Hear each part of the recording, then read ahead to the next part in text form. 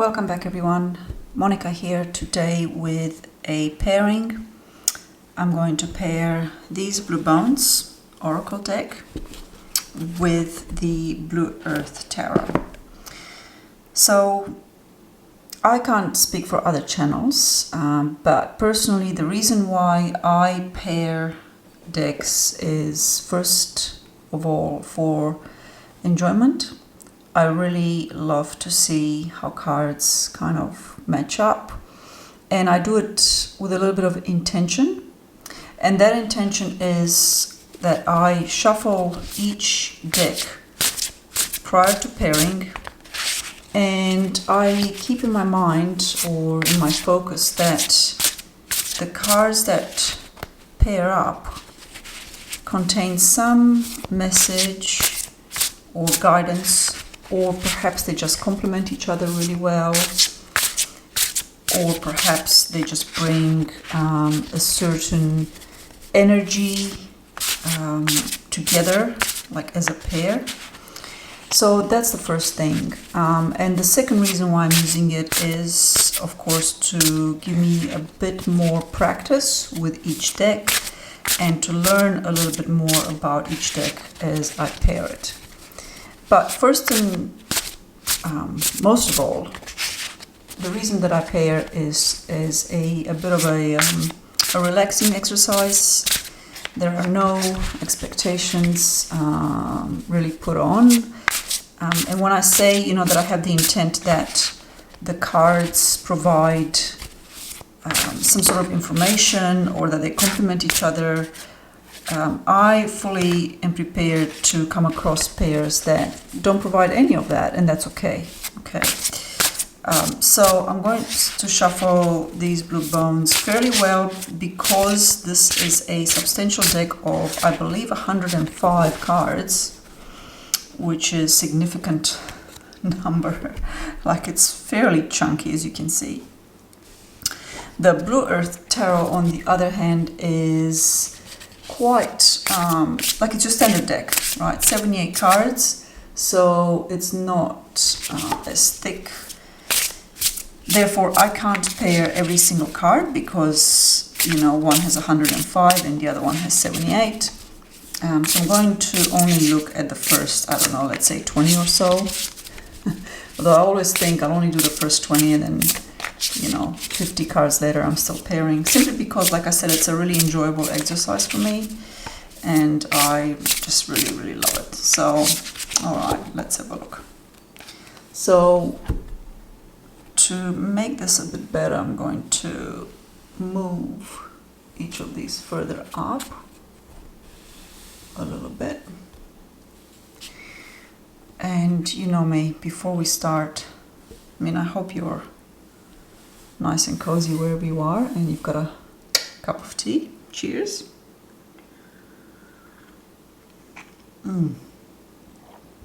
Still a bit hot. All right. So let's start. Let's have a look. Suffocating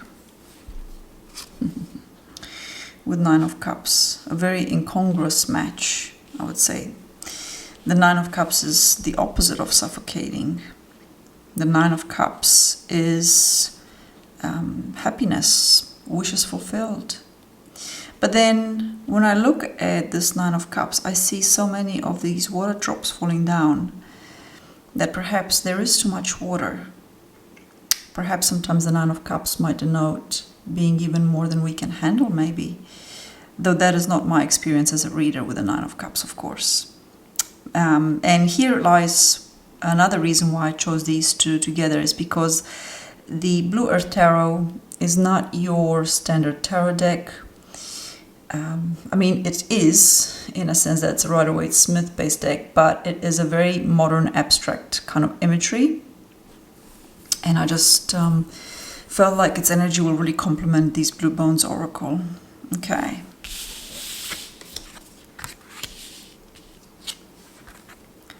Bearer of Ruin with Eight of Cups. So we know that the Eight of Cups is leaving something behind that no longer serves us that has outgrown or that is now outdated. It has no place in our lives, and we gotta sort of move on and leave that behind. And perhaps this is an invitation to leave anything or anyone that brings in ruin into our lives, or brings in, distress, or things just really don't feel right. Put it aside and to move on.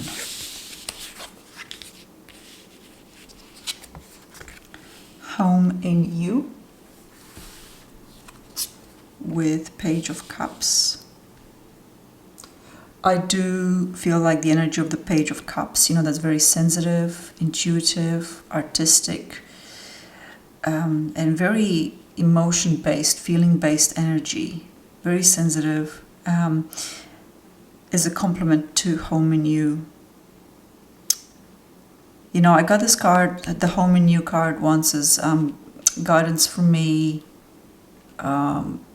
regarding a particularly difficult situation. And I realized that there could be two ways of actually interpreting Home in You. It could be the home you find in someone else when they are your person,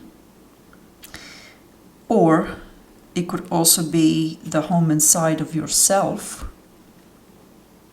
that you make, and that ultimately, depending on how well you build your inner world, is how well you can withstand the tests of life, the challenges of life. And that inner world, in order for it to have a substantial, solid foundation, I strongly believe that it needs to have a strong element of spirituality within it, however you define the spirituality and wherever you find it, which is the domain of the Page of Cups. Love this so much. The Sibyl with Justice. Right. I kind of feel like the Sibyl is relating or calling in the High Priestess vibe, right? The Sibyl's the fortune teller. Justice, though, is about balance and restoring balance when there's an imbalance. And I kind of feel like they do complement each other, these two energies. This is more like inner sight and connection to spirit, to our own intuition. Justice is more about being in the outer world and applying that sense of fairness in our dealings with others, and also in our judgment of others. Okay.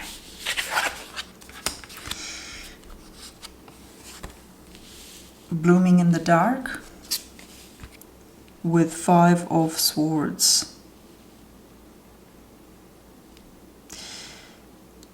Like the first pair that I drew, this one for me is incongruous. Although perhaps if we take some time to try and understand it a bit more, perhaps what comes, at least to my mind, is that sometimes our development, our unfolding, happens in really difficult circumstances, i.e. the dark, which is certainly a 5 of Swords energy. 5 of Swords is not a nice energy. For many reasons. This card can have quite a few meanings, and I know those of you who've watched my channel for a while know that I did do a video on the last American election, and the 5 of Swords came up as the card for Trump, and I automatically dismissed it as a losing card because it is a card of defeat. But coincidentally, it's also a card of the winner, but it's not a great victory ultimately.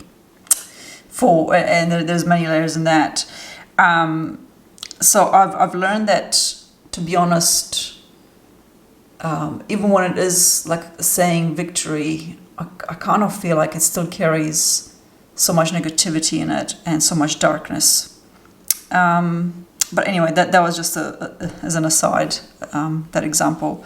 But I think that what this is saying is that even though we might have really difficult and challenging experiences in our lives, which is the Five of Swords, we can still bloom.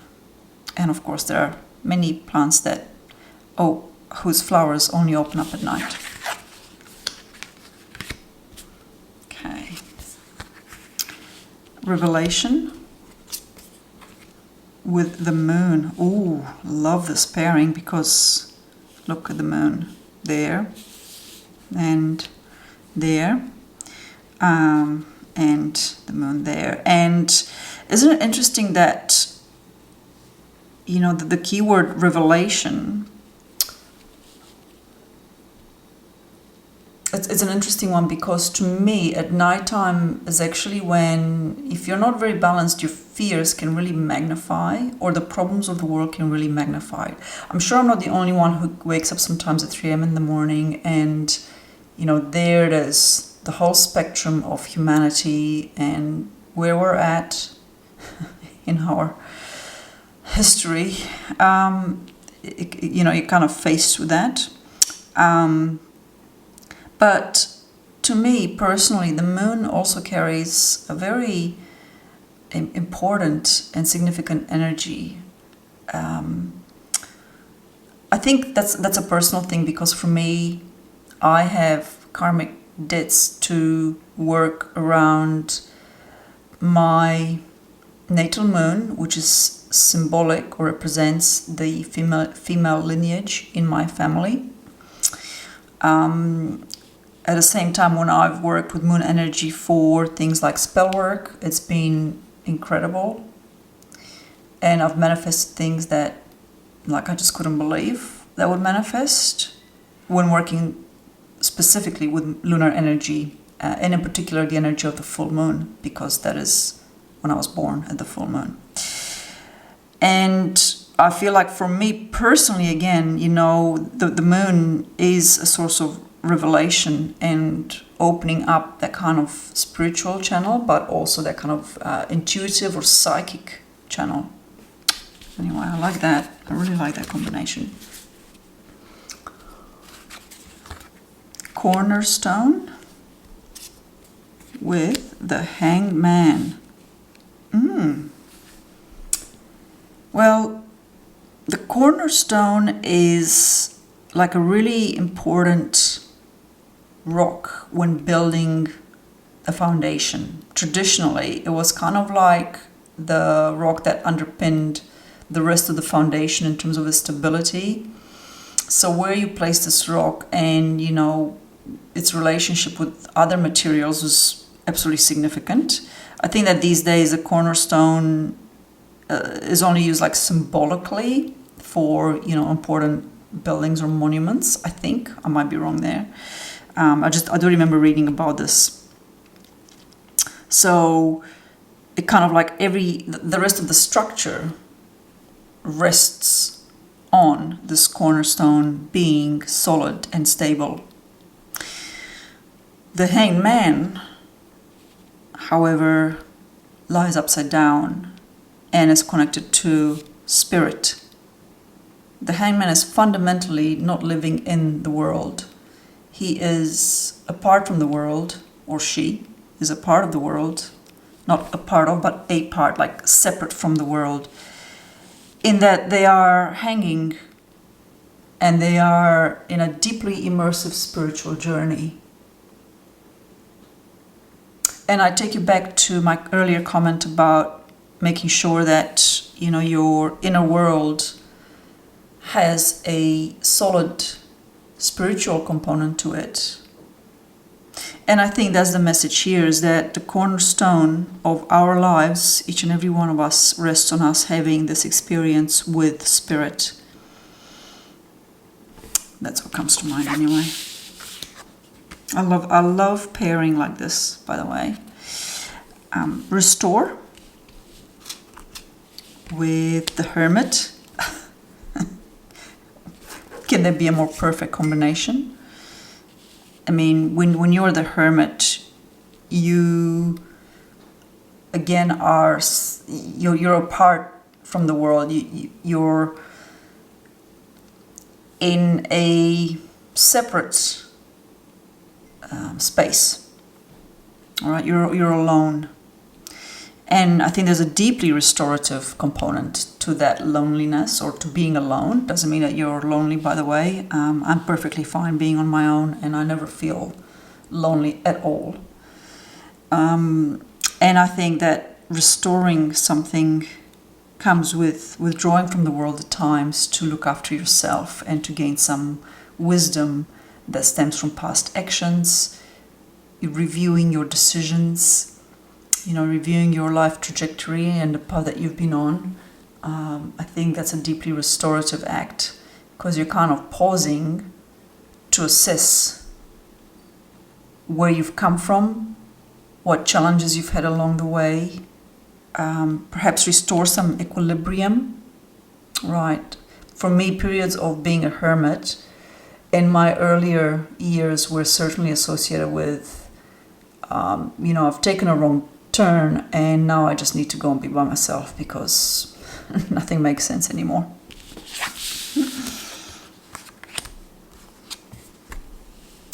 Talking to the moon. I know this. Yes, I talk to the moon with the Three of Cups. Talking to the moon makes me very connected and emotionally fulfilled, by the way, when it's a full moon. I haven't done it in a long time, and I think now that we're getting to cooler nights here in the tropics, that's something that at the full moon I will want to reconnect with that lunar energy. Love this. I'm not sure about these little rabbits. There's like 6 little white rabbits. And the Three of Cups is emotional fulfillment and growth, emotional growth as well. The cross-eyed bear, ooh, with the Empress. I think this pairing is really speaking to me, by the way, as in it's a very personal pairing. I've referred to this briefly earlier in my comment about the moon energy and the symbolism of the moon, and that for me the moon is related to my in astrology the moon is your matrilineal lineage and your connection to mother, grandmother, great-grandmother, beyond and beyond and beyond. And for me that's a very difficult karmic experience. And I'm not going to go into it, but I think that's what these two are very much alluding to together. Because the Empress is the card of motherhood. Yes, I know it's, not necessarily that. And, a lot of people take issue with it always being connected to motherhood, but you also can't deny it. You can't throw out the baby with the bathwater when you're looking at the other meanings of the Empress, which are valid, but motherhood is absolutely a core part of the Empress card meaning. The snake with 6 of Cups.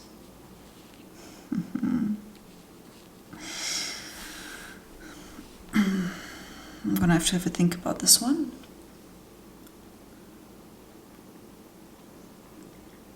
I think it talks about memories, which is the 6 of Cups is connected to our childhood and memories and nostalgia and things like that.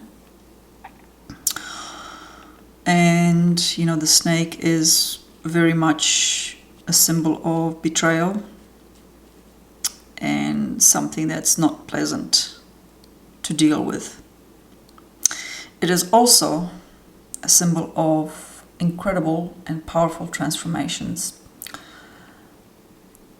Very rarely I have the snake come up in my dreams. A notable dream I had once had like a massive white snake, like a python, and that dream was really potent for me. I was going through a particularly significant time in my life, and I can't talk about the details, but I do remember that dream, and I understood its symbolism straight away. There was other people in the dream, and yeah, it gave me a very strong message. Anyhow, the sacred with the Queen of Wands. The Queen of Wands is very much my card, my archetype. I'm a fire sign. I can relate to the Queen of Wands energy, what she stands for, who she is. That's absolutely me. And I think this is inviting me to honor myself as a sacred part of life, and to honor my own sacredness as well. I really like that.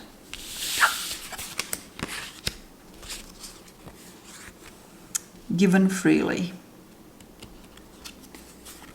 with Queen of Pentacles. I love this. So the Queen of Pentacles is like the queen of, material abundance, fecundity, prosperity, fertility, connection to nature, the Mother Earth kind of energy, and given freely. One of my favorite sayings is, the more I give, the more I get given. And that is the foundation, the cornerstone to abundance. I think the crux is that you don't give away stuff because you expect it in return. That's not how it works. You give things freely because you understand that you're always looked after by Spirit, and that there's nothing to fear, and that you will get what you need when you need it. Very much Queen of Pentacles energy. The way out with Eight of Wands. Very nice. So the way out, obviously, literally, you can take that as, here's the way out. You've got an escape route, or you've got, a door to go through. You're able to get out or to find your way. And the Eight of Wands is literally the card of movement and things happening very quickly. But for me, it's not just that they happen and that there's a flow to it, is that it's very often synchronistic. There's a synchronicity with the Eight of Wands that is palpable.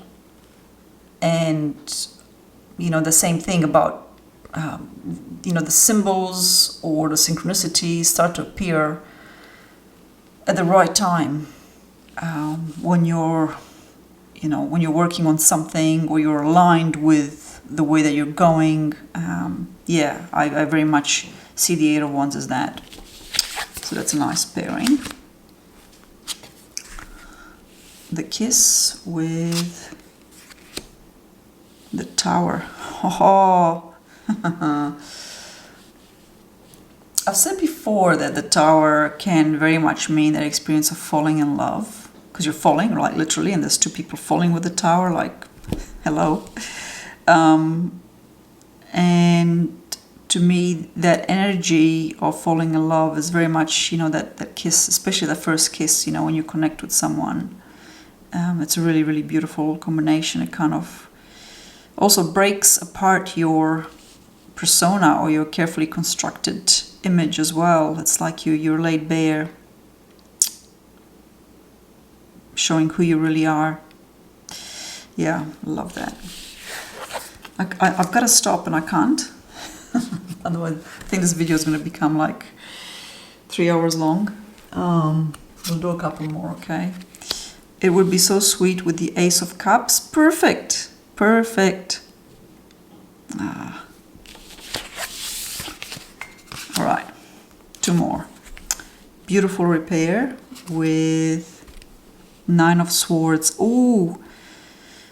Oh, this is great. So, think about the Nine of Swords and how it's a card of nightmares and fears and something that isn't right, something that you fear, something that weighs you down. And the beautiful repair is kind of saying, you know, you can take these shattered aspects, these parts that are broken, and you can fix that. And this kind of reminds me of that, I think there's a Japanese art where they fix stuff with like gold filament or gold leaf. I can't remember what it's called. I do wonder if this deck is created by somebody who is either Japanese or lived in Japan. I kind of have a feeling that there's a lot of people that look Japanese in it. And it's got a lot of elements from Japan. I think. I could be very wrong, by the way.